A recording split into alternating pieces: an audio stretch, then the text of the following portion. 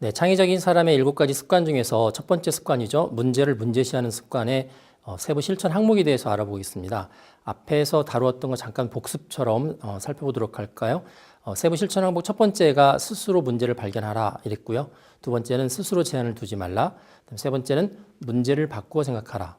그리고 네 번째가 고정관념에서 벗어나라.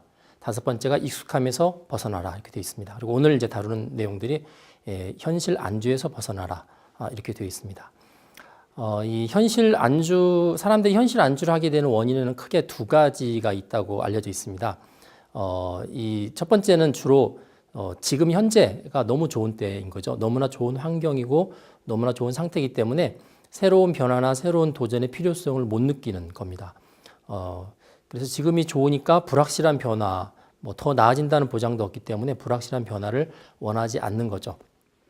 그래서 대개는 이제 성공한 사람들이 갖게 되는 현실 안주의 원인인데 역사학자인 토인비가 지적을 했어요. 이런 경우는 그 원인이 주로 휴브리스라고 하는데 자만심, 교만 때문에 그렇다. 사람이 지금의 상태에서 너무 지나치게 자만심을 가지거나 아니면 교만하게 되면 현실 안주 현상이 벌어진다라고 토인비가 이야기를 했습니다. 두 번째 원인은 지금이 또 가장 나쁜 때라고 생각을 하는 겁니다. 너무나 나쁜 때이기 때문에 내가 뭔가 변화를 추구하려고 해도 나한테 뭔가 이게 유리한 기회나 더 좋은 환경이 주어져야만 움직이겠다라는 생각을 갖고 있는 거죠. 그래서 완전 서로 상반된 극단인데 앞쪽은 이제 자만심이라고 그러면 이쪽은 오히려 열등감, 자신감이 없는 거, 또 자괴감 이런 것들 때문에 움직이려고 하지 않는 그런 특징을 가지고 있습니다. 그래서 이 현실 안주는 이 두 개의 극단에 의해서 생기게 되는데 이 현실 안주에 대한 부분들을 이제 다른 사람들은 주로 어떻게 봤는지 한번 보도록 하겠습니다. 뭐 여러분들이 잘 아시는 스티브 잡스죠. 스티브 잡스가 스탠포드 대학교의 졸업식에서 연설을 했습니다. 보통 졸업식을 이렇게 영어로 이제 커맨스먼트 주로 이제 새롭게 시작한다고 표현하는데 이 새로운 시작을 앞둔 졸업생들한테 스티브 잡스가 2005년도에 연설을 했고요. 그 당시에 이제 애플사하고 또 애니메이션 회사죠. 픽사 애니메이션사의 최고 경영자였던 스티브 잡스가 이제 연설을 했습니다. 아마 연설했던 사진이나 동영상은 여러분들이 이렇게 검색을 쉽게 해볼 수 있을 것 같습니다. 이 2005년도의 졸업식의 연설에 있어서 가장 유명한 문구가 하나 나오는데요. 영어로 Stay hungry, stay foolish라고 되어 있습니다. 뭐 직독직힐하면 배고픈 상태에 머물러 있고 바보 같은 상태로 머물러 있어라. 이런 뜻이죠. 근데 이걸 이제 원래 문맥에 맞게끔 해석을 하면 이렇습니다. 배고프다는 이야기는 현재 상태에 만족하지 말라는 거죠. 지금 아무리 본인이 잘 나가도 지금 상태에 만족하지 말고 항상 새로운 것을 찾아서 성취하려고 하는 자세를 가져야 되고 또 stay foolish라는 이야기는 자기가 아무리 지금 똑똑하고 모든 걸 이뤘다고 그래도 마치 내가 모든 것을 다 아는 것처럼 자만하지 말고 항상 새로운 것을 배우려고 해야 된다. 뭐 간단하게 표현하면 그렇죠. 뭐 지금에 만족하지 말고 꾸준히 새로운 것을 배우고 찾아라. 이런 뜻으로 이제 스티브 잡스가 이야기를 했습니다. 결국 뭐냐면 현실에 안주하지 말라는 이야기죠. 사실 스탠포드 대학을 나올 정도의 졸업생들이면 미국 내에서도 굉장한 엘리트고요. 자기들이 상당히 많은 것을 이루어낸 사람들이라고 생각을 할 수가 있습니다. 그래서 그들한테 줬던 스티브 잡스의 메시지는 그러한 자신의 모습에 있어서 여전히 배고픈 상태로 있어야 되고 여전히 본인들은 어리석은 상태에 있다고 생각을 하고 앞으로 살아야 된다라는 현실 안주를 피하는 거에 대한 메시지를 줬다고 볼 수가 있습니다. 성공의 저주라는 단어가 있습니다. Curse of Success라는 건데 성공하는 것 자체가 축복이 아니라 성공하는 것 자체가 저주가 된다는 거죠. 되게 이제 그 사업을 크게 일궈낸 되게 자수성가한 창업자들한테 이런 현상이 주로 자주 벌어집니다. 자기가 고생해서 자기의 방식을 이용을 해서 결국 이제 성공을 하게 되면 그 사람 머릿속에 뭐가 어떤 생각이 자리 잡고 있냐면 나는 최상의 문제 해결 방법을 체험해서 가지고 있다. 최상의 솔루션을 이미 내가 가지고 있다는 확신을 가지게 되는 거죠. 그래서 이제 새로운 문제가 회사를 이제 일궈냈지만 또 새로운 문제가 계속 발생을 하잖아요. 그러면 새로운 문제를 처리할 때 그 또 새로운 어떤 가능성과 변화를 감안해서 새로운 방법을 쓰려고 하지 않고 과거에 자기가 성공했던 방법을 고집을 피우는 겁니다. 그래서 야, 내가 한번 성공해봤으니까 내 방법을 따라. 그리고 계속 그거를 고집을 하다 보니까 잘못된 판단하게 되고 시대적인 트렌드를 파악하는 데 실패하게 돼서 결국은 큰 성공이 결국은 저주로 끝난다. 이게 이제 보통 성공의 저주라고 이야기를 하는 거죠. 그래서 새로운 상황에 맞게 개혁과 혁신을 꾸준히 해나가지 않으면 과거에 자기가 성공했다는 것 자체가 일종의 이제 맹신의 대상이 되는 거기 때문에 그것 때문에 현실 안주를 하게 된다는 거죠. 여러분들이 혹시 지금 어떤 목적을 달성을 해서 성공한 경험이 있거나 또 만족하는 그런 상황 속에 있다고 하면은 이런 현실 안주가 참 조심해야 되는 그런 자세 중에 하나입니다. 만약 여러분들이 새로운 변화를 거부하고 현실 안주를 하고 있다면 여러분들은 창의적인 사람이 되지 못할 가능성이 대단히 크고요. 여러분들이 지금 가지고 있는 그 조그만 성공이 앞으로 가져올 큰 성공을 막는 저주가 될 가능성이 큽니다. 굉장히 조심해야 되는 그런 부분들이죠. 구글 이야기를 한번 해볼까요? 데이비스 바이스라는 사람이 구글 성공신화의 비밀이라는 책을 썼습니다. 그래서 구글의 창립 스토리가 나오는데, 자, 구글은 1998년도 이 학생들 역시 스탠포드 대학 학생들이죠. 스탠포드 대학생 2명, 세르게이 브린하고 레리 페이지가 이 구글의 검색 엔진의 어떤 기술을 이제 본인들이 정리를 했습니다. 그래서 이 인터넷 검색 엔진이 그 당시도 있었죠. 되게 이제 95년도부터 검색 엔진들이 막 만들어졌기 때문에 뭐 그 당시에도 알타비스타, 뭐 야후, 뭐 익사이트 등등등등 있었습니다. 그래서 이 세르게이 브린하고 레리 페이지가 기존의 검색 엔진이 너무나 엉망이기 때문에 우리가 새로 제안한 아이디어를 가지고 검색 엔진을 바꾸면 검색 엔진이 대단히 효과가 좋을 거다라고 아이디어를 정리를 했습니다. 뭐 그 사람들이 썼었던 이 아이디어가 사실 구글에서 쓰고 있는 아이디어였죠. 구글에서 쓰고 있는 아이디어가 보통 이제 페이지 랭크라고 그래서 그 웹페이지에 서열을 매기는 겁니다. 서열을 매길 때 페이지와 페이지들을 분석할 때 당연히 많은 링크가 연결되어 있는 페이지는 이렇게 우선순위를 이렇게 높여주는 거죠. 검색할 때 가장 앞에 나오게 하는 뭐 그런 거고요. 그 다음에 사람들이 자주 접속하는 것도 역시 이렇게 연관성 점수를 높여서 이런 페이지 랭크 기술을 개발을 해서 문제는 본인들이 그걸 직접 그 검색 엔진으로 만들 만한 자본이 되질 않으니까 그 당시에 이제 95년도부터 검색 엔진이 나와서 이 당시에 아이디어 낼 때 98년도죠. 약 한 3년 사이에 검색 엔진이 많이 떴거든요. 그 중에서 이제 알타비스타하고 야후하고 익사이트 세 회사를 이 두 청년이 찾아갔습니다. 실제 이제 요 세 개의 사이트 검색 엔진들의 로고는 여러분들도 아마 익숙하실 것 같습니다. 자, 알타비스타라는 그 검색 엔진은 1995년, 그러니까 이 구글의 청년들이 제안하기 3년 전에 만들어졌습니다. 만든 주체가 어디냐면 기업체입니다. DEC이라는, 여러분 아마 잘 아실 겁니다. DEC, DEC이라 해서 영어로는 디지털 이퀴먼트 코퍼레이션의 약자인데 DEC에서 만든 검색 엔진이죠. 그래서 알타비스타를 이제 런칭을 해서 다른 개인이 만든 검색 엔진에 비해서 알타비스타는 회사가 만들었기 때문에 다른 검색 엔진보다 굉장히 자부심도 강하고요. 굉장히 시스템에 의해서 잘 움직이는 뭐 그런 검색 엔진이었습니다. 그래서 이 스탠포드의 두 학생이 와서 페이지 랭크라는 아이디어를 제시했을 때 굉장히 좋은 컨셉이다라고 칭찬해 줬지만 막상 구입은 하지 않았고 돌려보냈습니다. 뭐 자기들 알타비스타 자체도 그 당시만 해도 내부에 풀어야 되는 문제들이 굉장히 많았고 그래서 외부까지 또 들어와서 외부의 어떤 아이디어를 가지고 또 협업한다는 것 자체가 부정적이어서 거절을 한 거죠. 그런데 결국은 구글을 이제 내친 케이스가 되는데 알타비스타는 결국 2013년에 사이트가 폐쇄가 됐습니다. 자, 야후로도 갔습니다. 야후도 보면은 이제 어떻게 보면은 같은 대학 출신들이 만든 건데 조금 더 일찍 1994년도에 스탠퍼드 대학 출신 제리 양하고 데이비스 파일러가 만들었던 검색 엔진입니다. 근데 이 야후를 만들었던 이 사람들은 이 구글 대학생들이 말했던 아이디어를 듣고 나서는 우리 야후 입장에서는 야후 사이트를 방문하는 사람들이 가급적 야후 사이트를 떠나지 않고 거기에 가장 오랫동안 머물도록 하고 싶은데 검색 엔진의 결과가 너무 잘 나오면 그 잘 나오는 쪽으로 이렇게 자꾸 나갈 것 같은 거예요. 그래서 오히려 야후는 이 기술을 채택을 하게 되면 오히려 우리 야후 사이트에 있는 시간이 줄어들 것 같다. 그래서 거부를 했습니다. 채택을 안 한 거죠. 야후는 이제 올해 1월 달에 매각이 됐습니다. 미국의 통신회사인데 버라이즌이라는 통신회사한테 매각이 돼서 이제 검색 엔진만으로는 존재하지 않는 이제 그런 회사가 됐죠. 익사이트라는 것도 마찬가지로 1995년도에 세워졌던 그 검색 엔진 사이트인데 여기도 그 스탠포드 학생들의 그런 구글의 아이디어를 받은 다음에 무슨 생각을 했냐면 지금도 우리 익사이트 잘 돌아간다, 잘 검색되는데 뭐 쓸데없이 새로운 기술을 추가할 필요가 뭐가 있겠느냐. 그래서 그 친구들의 아이디어를 이제 거절을 한 거죠.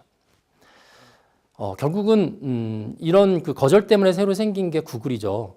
구글에서 어떻게 보면은 차라리 거절당한 게 구글한테는 더 좋은 기회였다고 생각이 되는데, 그 이전에 있었던 세 개의 회사는 뭔가 새로운 것을 받아들여서 자기들이 진일보하려는 데서 굉장히 주저했던 그런 회사들입니다.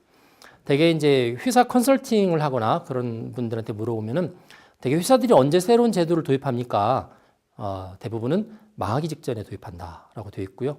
요즘 대학들도 많은 이제 위기가 있는데 대학들이 언제 구조조정을 실시합니까? 대부분 학교가 망하기 직전에 실시를 합니다. 그렇기 때문에 평소에 이 현실 안주에서 벗어나서 변화와 혁신에 이렇게 오픈되어 있는 사람들은 그런 위기를 직면하지 않는데, 그렇지 않은 사람들은 막 위기가 이제 눈앞까지 다가왔을 때에만 변화와 혁신을 하게 되고, 그렇게 되면 그때부터는 변할 수 있는 시간이 별로 없는 거죠. 그래서 대개 망하게 되는 겁니다. 그래서 현실 안주라는 것은 대단히 시스템이나 조직한테도 좋지 않지만 개인한테, 특히 이제 창의적 사고를 한 사람들한테는 대단히 좋지 않은 생활의 그 생각의 태도다라고 볼 수가 있습니다. 월트 디즈니 스튜디오의 사장이었죠. 마이클 아이스너라는 사람이 이 사람이 이제 라이언 킹이라는 것을 제작을 해서 이 월트 디즈니 스튜디오를 아주 부흥을 시켰던 그런 이제 사장입니다.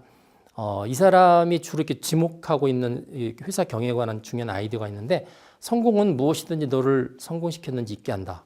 그러니까 어떤 걸 성공하면 그 성공 때문에 내가 어떻게 성공했는지 굉장히 중요한 노하우를 잊어버리게 해서 자만심에 빠지게 한다.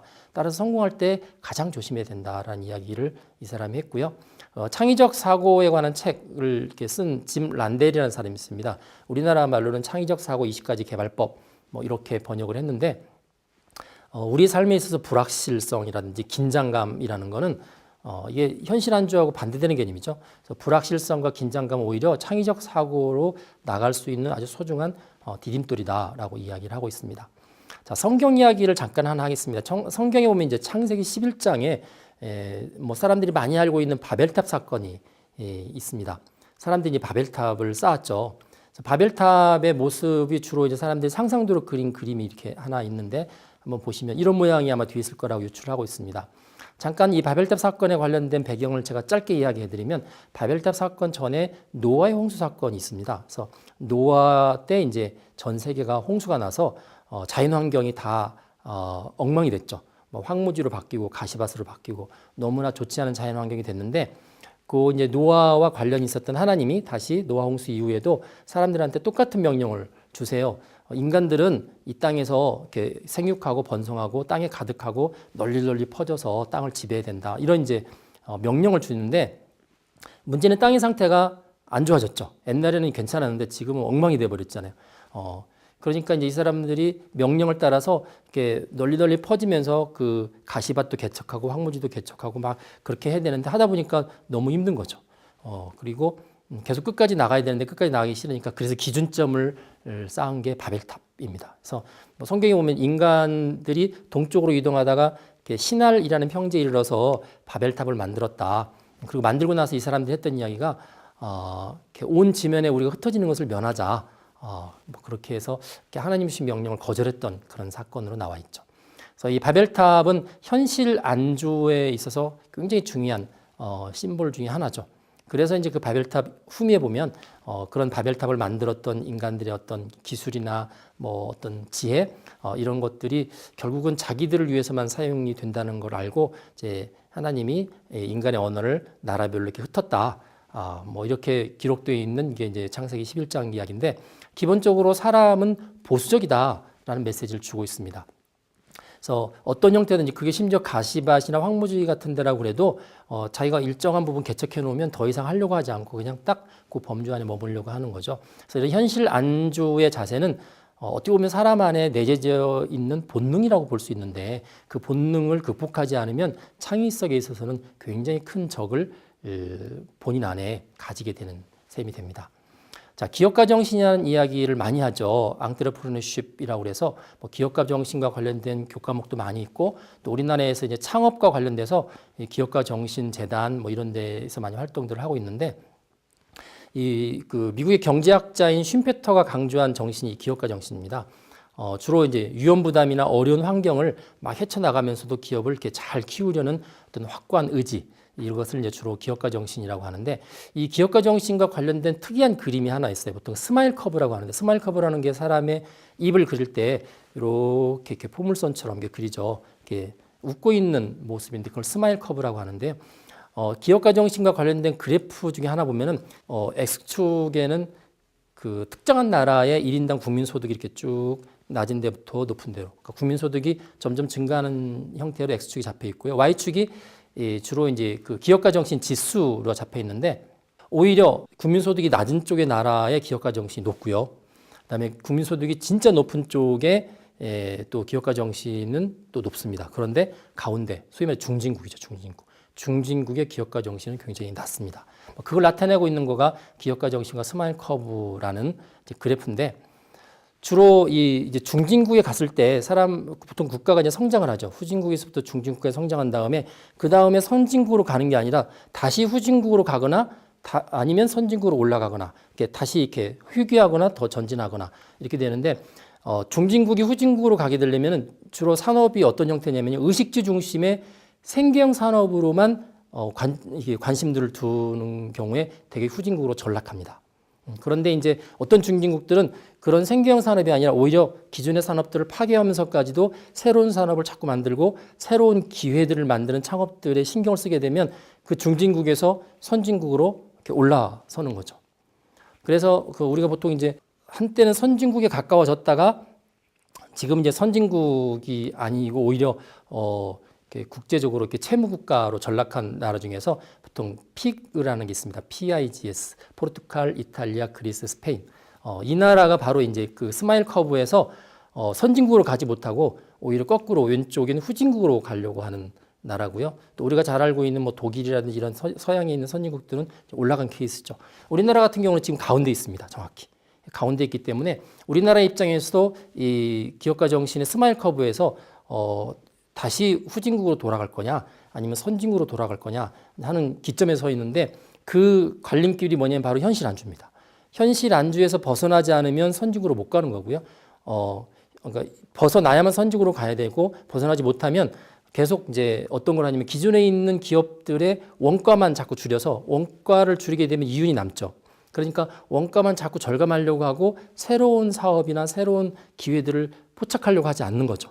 그러면 한동안은 원가를 줄이니까 이윤이 창출되니까 더 잘 사는 것처럼 보이지만 오래 못 갑니다. 오래 못 가서 금방 그 기업은 이제 문을 닫게 되는 거죠. 그래서 이제 이 스마일 커브도 일종의 이제 성공의 저주에 대한 그런 커브 중에 하나인데, 창의적 사고도 마찬가지입니다. 지금까지 창의적으로 잘 살아왔던 사람이 본인이 이 정도면 충분하다라고 생각을 해서 더 이상 창의적인 활동을 하지 않으면 그게 유지되는 게 아니고요. 다시 옛날로 돌아가는 그런 현상이 벌어지는 거죠. 네, 현실 안주의 또 두 번째 원인이 있었죠. 그건 바로 지금이 가장 좋은 때가 아니라 지금이 가장 나쁜 때라고 생각하는 겁니다. 그렇기 때문에 나한테 아직 움직일 수 있는 기회나 어떤 좋은 환경이 주어지지 않았기 때문에 나는 더 이상 못 움직이겠다. 일종의 이제 열등감이나 자괴감 때문에 생기는 현상인데, 동영상을 하나 보도록 할까요? 유튜브에 있는 링크인데 여러분들이 한번 동영상을 보시면 2분짜리입니다. 한 청년이 나와서 음악을 연주하는데 거기 나오는 소리는 어떤 악기를 사용한 게 아니고요. 청바지, 이제 정확히 표현하면 버려진 청바지죠. 이렇게 쓰레기통이나 재활용통에 버려진 청바지 1000벌을 가져다가 거기 각각에서 나는 소리를 편집하고 조합해서 만든 음악입니다. 사실 이 청년이 만든 음악의 재료는 뭐냐면 버려진 청바지죠. 보통 사람들은 내가 창의적인 어떤 일을 하려면 뭔가 그럴싸한 재료가 주어지거나 어떤 기회가 주어지거나 나한테 뭔가 이렇게 재정적인 여유가 생겨야만 한다고 생각하기 쉬운데, 이 청년의 이 동영상은 유튜브 상에서 굉장히 이렇게 많이 알려진 창의적인 음악 중에 하나인데요. 이 청년은 버려진 걸 가지고 만들었던 사람이죠. 그러니까 오히려 현실 안주에서 이렇게 벗어날 수 있는 길은 내가 이미 가지고 있는, 심지어 남들이 버린 거 가지고라도 내가 의지만 있으면 창의적인 활동을 할 수 있다는 것을 보여주는 그런 음악이 하나가 되겠습니다. 또 그림이 하나 나가죠. 그림을 가만히 보시면 안에 형체가 보입니다. 이게 비크 뮤니지라는 사람이 만든, 이제 그렸다기보다는 이게 스파게티를 먹다가 남아있는 스파게티 가지고 이렇게 만든 거예요. 제목이 마리나라 소스의 메두사죠. 메두사를 만들었습니다. 사실 먹다가 남은 스파게티는 버려야 되는 건데 버릴 재료를 가지고도 창의적인 산물을 만든 케이스입니다. 그림을 하나 더 보도록 하겠습니다. 자, 이 그림의 제목이 뭘까요? 생긴 게 소처럼 생겼죠. 맞습니다. 제목이 악스, 황소입니다. 파블로 피카소가 만든 건데 현재 경매 시가로 한 5억 정도 한다고 알려져 있습니다. 이걸 뭘로 만들었냐면 피카소가 길을 가다가 한쪽 길 구석에 버려져 있는 자전거의 핸들과 자전거의 안장을 가지고 와서 이렇게 용접을 해가지고 만든 케이스입니다. 역시 남들이 버린 거죠. 남들이 버린 거를 가지고 본인이 창의적인 생각을 불어넣어서 창의적인 산물을 만들었던 케이스입니다. 그렇기 때문에 지금 나한테 소유물이 없고 환경이 좋아지지 않고 이런 어떤 기회가 주어지지 않아서 나는 지금 현재에서 못 움직이겠다 하는 것은 잘못된 생각이라는 이야기죠. 그래서 현실 안주 자체는 그게 현재가 좋은 상황이든 아니면 나쁜 상황이든 현실 안주 자체는 별로 도움이 안 된다라는 생각을 가지시면 될 것 같습니다. 자, 노마드라는 말이 있죠. 라틴어로 유목인이라는 말이 있는데 노마드는 현실에 안주하지 않아서 이곳저곳 이렇게 돌아다니는 사람을 보통 노마드라고 합니다. 그래서 이 현실 안주와 반대되는 개념을 가지고 살아가는 사람들을 상징하는 말이죠. 그래서 이 노마드와 같은 그런 특징을 가지고 현실에 안주하지 않고 계속 새로운 걸 찾아서 다니는 사람이 이 창의적인 산물을 낼 수 있는 좋은 습관을 가진 것이다 라고 볼 수가 있습니다. 자, 지금까지 창의적인 사람의 7가지 습관 중에서 첫 번째 습관이죠. 문제를 문제시하지 않는 습관의 6가지 세부 실천 항목에 대해서 알아보았습니다.